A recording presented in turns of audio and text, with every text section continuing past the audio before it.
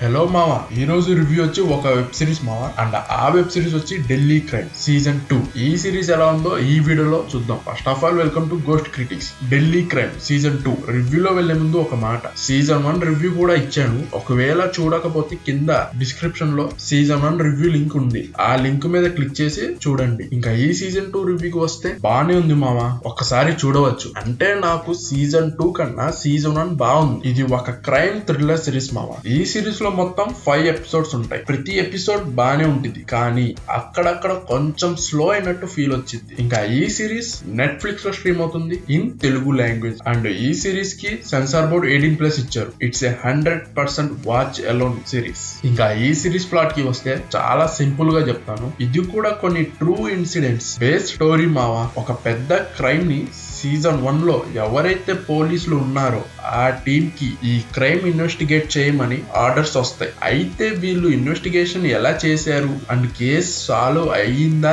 లేదా అనేదే ఈ సిరీస్. సీజన్ 1 చూసిన తర్వాతే సీజన్ 2 చూడండి, బికాస్ సేమ్ క్యారెక్టర్స్ రిపీట్ అవుతాయి. ఇంకా ఈ సిరీస్ కి నా రేటింగ్ వచ్చి 2.75 హాలోస్. ఈ సిరీస్ చూసాక మీకు ఎలా అనిపించిందో కింద కామెంట్ చేయండి. అండ్ ఇంకా మన ఛానల్ ని సబ్స్క్రైబ్ చేయకపోతే ప్లీజ్ డూ సబ్స్క్రైబ్ అండ్ ఈ ఛానల్ ని సపోర్ట్ చేయండి మావా.